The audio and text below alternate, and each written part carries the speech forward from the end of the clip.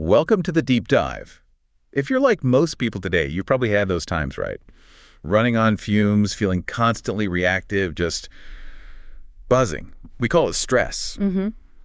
But our source material today makes this really critical, maybe life-altering distinction that we need to dig into. Yeah. The difference between that short-term stress, the kind that actually helps us survive, and the destructive long-term chronic stress that's really wearing us down. Yeah, it's a huge difference. So our mission today is to understand how this emergency system, which is designed for adaptation, can actually become the source of some really deep physical damage. And that distinction is just so crucial because, chronic stress isn't just some vague feeling of being overwhelmed. It's actually a defined physiological condition. Okay. Our research defines it as the body's response, physiological or psychological, that's triggered by a long-term stressor, internal or external. Long-term being the key phrase there. Exactly. And what makes it so insidious, so tricky, is that the trigger doesn't even have to be a current physical threat. Just thinking about recollecting or even anticipating a prolonged problem. Like money worries. Or a tough job situation. Yes, financial insecurity, daily work pressure, maybe living in a difficult or threatening neighborhood environment, things like that. They can all induce the same destructive biological response as an immediate danger. Okay, let's unpack that core system a bit then. We know the stress response is fundamentally adaptive, right? It's the classic fight or flight mode. And it's designed to get us back to homeostasis, back to balance, when there's danger. When we activate this system, the endocrine process kicks in, releases corticosteroids to help us cope. Right. And this dynamic adaptive change that maintains stability through change is called allostasis. It's the body's protective short-term balancing act. You can think of allostasis as the body's highly effective emergency response system, really effective in the short term. Those stress hormones, they're actually beneficial then. Well, they sharpen your focus, they raise your pain threshold, prime your muscles for action. Really useful if you need to, run from a predator. Okay. But the problem isn't the response itself, the problem is the persistence. If that threat or perceived threat never really goes away. Like the financial stress just keeps going. Exactly. Then the system never switches off. And when that adaptive response runs hot, day after day, week after week, well, it starts damaging the very systems it was originally designed to protect. Okay, so if allostasis is the adaptive process, the good guy in the short term, Yeah. what do we call the consequence, the inevitable result of keeping that system cranked up to 11 all the time? That's the key concept we really need to get our heads around today, allostatic load. Allostatic load. Yeah. Think of it as the cumulative wear and tear. It's the hidden cost that chronic stress takes on the body over time. When your adaptive system, your allostasis system, is constantly overstimulated, the resulting adverse long-term impacts pile up. They accumulate like debt. That debt is the allostatic load. It basically means your internal car engine is constantly redlining. And eventually. Eventually, the engine blows, or at least starts seriously malfunctioning. Let's ground this in its history a bit. We can't really talk about this debt without mentioning Hans Selye. He's often called the father of stress, right? Absolutely, Hans Selye. Back in 1936, he developed this concept called the Degeneral Adaptation Syndrome, or GAS. And his experiments, they were pretty intense, weren't they? Oh, they were brutal, definitely. But essential for understanding this. He subjected lab mice to extreme physical stressors. We're talking starvation, excessive exercise, extreme cold or heat, really pushed them. Okay, so physical trauma. Yes. And what he found was genuinely surprising at the time. Regardless of the specific trigger, whether it was freezing the mouse or making it run until exhaustion, the mice showed this uniform set of internal injuries. Uniform, so the same damage regardless of the cause. Exactly. They all had enlarged adrenal glands. Their thymus gland deteriorated. That's crucial for immunity. And they developed gastrointestinal ulcers. Same pattern, different stressor. So the body's response wasn't specifically tailored to the threat. It was just this generalized alarm going off. Yeah. Okay, I want to pause here for a sec. Selye was using physical trauma on mice. Right. But modern humans, most of us, we're dealing more with chronic psychological stress, aren't we? Mortgage payments, traffic jams, job insecurity. Does the research confirm that, say, a looming deadline triggers the same physical cascade as freezing a mouse back in the 30s? That's a critical question, and the answer is fundamentally yes. The body doesn't always differentiate finely between a physical survival threat and a chronic psychological one. Wow. Celli defined those conditions. He saw the hormonal system breakdown, the high blood pressure, the heart problems. He called them diseases of adaptation. Diseases of adaptation, meaning the body adapts itself into illness. Precisely. In its ongoing effort to adapt to this persistent stressor, whether physical or psychological, the body effectively wears itself out, adapting itself into a state of illness. The brain interprets that chronic pressure as a survival threat. And boom, the same universal hormonal cascade Celli observed ticks in. Let's look closer at that cascade then. When the threat is perceived, the sympathetic nervous system lights up. What's happening right in that moment? Okay, so immediately you get this spike of epinephrine adrenaline, which constricts blood vessels, jacks up your heart rate. Fight or flight prep. Exactly, and norepinephrine too. But the hormone that really defines the chronic stress picture is cortisol. Ah, cortisol. We hear a lot about that one. We do, and its primary job is essentially resource management during a crisis. It raises your blood glucose levels, making sure every cell in your body, especially the ones needed for running or fighting, has instant, readily available energy. Which is life-saving in a genuine short-term emergency. Absolutely life-saving.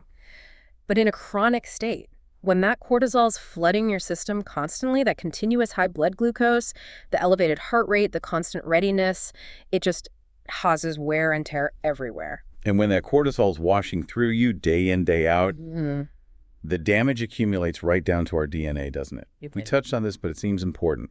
Chronic stress is linked to faster loss of telomeres. Exactly right. Telomeres, they're like the protective caps on the ends of your chromosomes. You can think of them like the little plastic tips on shoelaces. Okay. They keep the DNA from fraying or unraveling when the cell divides and copies itself.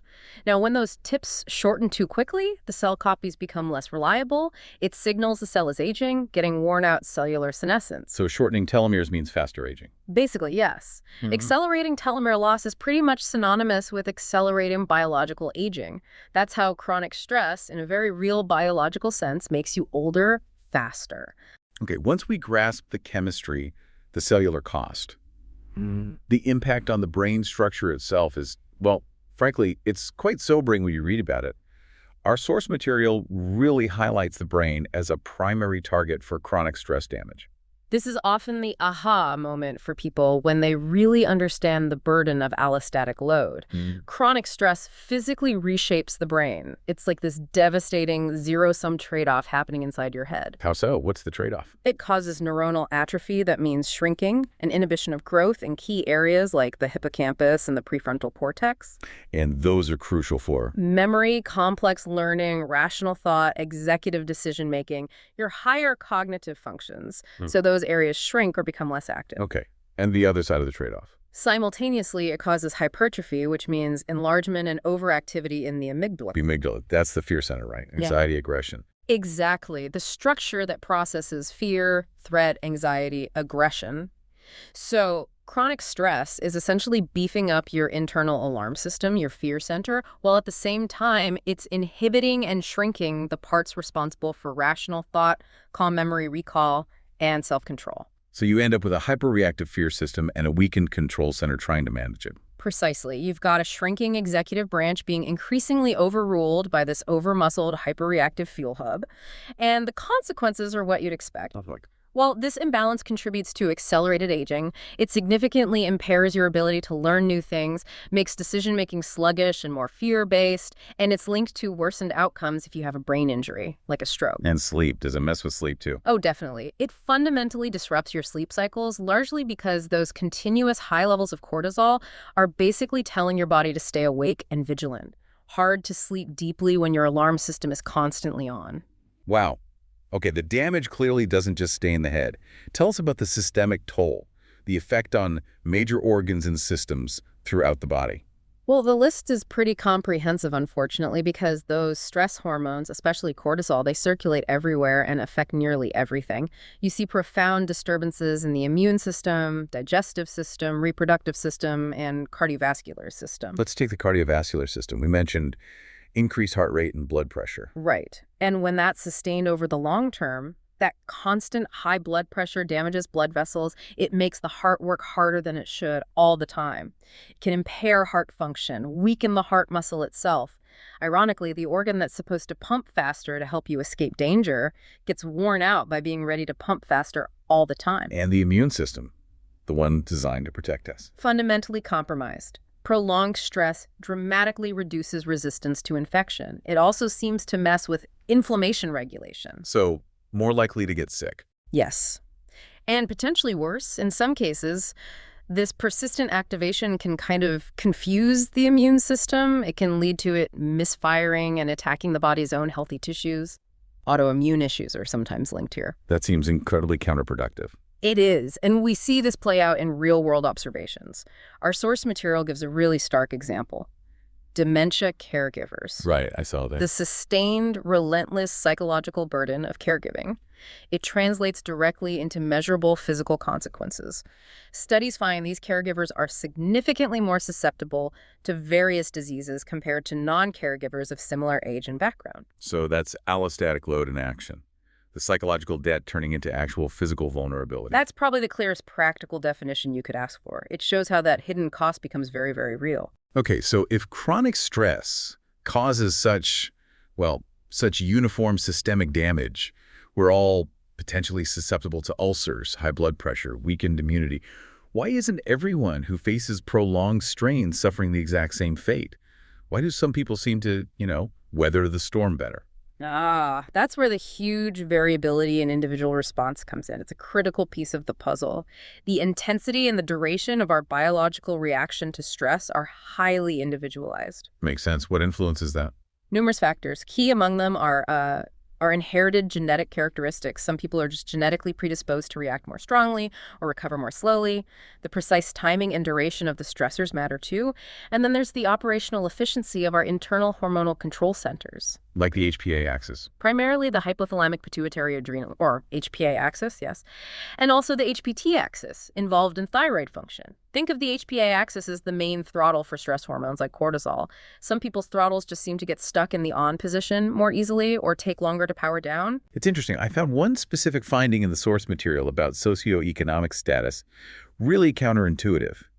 It suggested that people from wealthier backgrounds actually showed a stronger biological stress response in some studies than those in lower socioeconomic strata. Yes, that's a fascinating and complex finding. It really illustrates that vulnerability isn't just about lacking resources. It shows how our systems can be calibrated differently based on a whole range of life experiences and perhaps expectations. It demonstrates that the biological mechanisms are nuanced, they're complex, and you can't just reduce it to simple exposure rates equals damage. Okay. And this variability leads us directly to the concept of resilience. Like the ability to bounce back. Exactly. Resilience is defined as the ability to cope with stresses in a healthy, adaptive manner, minimizing the negative impact. And our sources actually break down the resources that influence our resilience into 6 broad categories. These are quite useful, almost like a checklist for listeners to think about their own resources. Okay, what are they? First is personality factors. Things like optimism, a sense of commitment, viewing challenges as controllable. Second, ego-related traits, so self-esteem, self-efficacy, locus of control, basically believing you have some agency. Okay. Third, social connectivity. This is huge, the strength and quality of your support network, friends, family, community. Fourth, cultural views, like your religious or moral beliefs that can provide meaning, context, and coping strategies. Mm-hmm. Fifth, behavioral skills. This is things like having good social skills, knowing how to manage your emotions effectively, problem-solving abilities. And finally, the 6th category is kind of an other bucket, which includes things like overall socioeconomic status and your general physical health baseline. That's actually quite empowering because looking at that list, maybe half of those factors, social connections, behavioral skills, even some aspects of personality like optimism, seem like things we can actively work on or cultivate. Absolutely. So you could potentially improve your resilience, effectively help your own HPA axis calm down a bit faster. That's the hope, and a lot of therapeutic approaches are built around strengthening those very resources. But if the response is so individualized and the coping resources are so varied, it must make studying chronic stress incredibly challenging for researchers, right? How do you measure something so variable in a way that gives you reliable results across different people? That is the major scientific hurdle. It's inherently complex because you're dealing with individual genetics, different cultural contexts, varying life experiences, and even different definitions of stress itself. What are the biggest measurement problems? Well, one critical difficulty is trying to measure cumulative stress exposure accurately, especially from the past. When researchers ask people to recall chronic pressures they faced years or even decades ago, Memory gets fuzzy. exactly, that data is highly compromised by memory decay, recall bias. We tend to forget or downplay the impact of that low-level grinding stress from 10 years back. It's hard to accurately quantify the dose of stress someone received historically. Right, you just can't recall the full weight of that pressure with perfect accuracy years later. Precisely. And another major issue is the lack of uniform scientific criteria for the duration needed to qualify stress as chronic. Ah, so different studies might use different timelines. Yes. The definition isn't standardized. For instance, some really important studies might define a chronic difficulty using a strict 4-week cutoff. If the major stressor lasted less than 4 weeks, it doesn't count as chronic in their analysis. Okay. But other studies might use longer periods, maybe 6 months, or even shorter ones, depending on the context. If different research teams are essentially using different clocks to measure the same variable. It makes comparing results or building a unified picture really difficult. Extremely difficult. It fragments our understanding and makes it hard to synthesize findings about allostatic load across the board. Well, this has been an incredibly detailed deep dive into the true cost of living on high alert. Really eye-opening. Yeah, I think if we synthesize the core knowledge here, the main takeaway is this. Chronic stress is far, far more than just a subjective mental state, more than just feeling stressed out. Hey. It is a persistent, high-cost biological condition. It literally, structurally alters your brain, shrinking those crucial areas for control and memory while supercharging your fear center. And systemically, it compromises your major body systems, cardiovascular, immune, digestive, essentially wearing you out from the inside through sustained high blood pressure, muscle atrophy potential, reduced immunity, the works. So thinking about the listener, what does this all mean for you personally? I suppose understanding this critical difference between the helpful adaptive allostasis and the damaging cumulative allostatic load. That's the first step, isn't it? Absolutely. It helps you recognize the danger signs, those persistent symptoms, maybe frequent anxiety, tension headaches that won't quit, generalized muscle pain, difficulty concentrating. They aren't just minor inconveniences to push through. No, they're physical red flags. They are potential indicators that your adaptive stress system has crossed that line from helpful to harmful and is now actively incurring that biological debt we call allostatic load.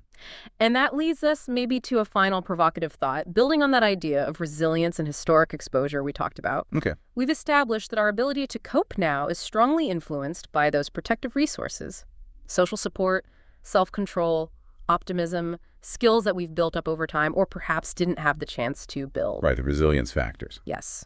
So if stress impact is measured both by your current exposure but also by your historic burden and the resources you developed back then, consider this.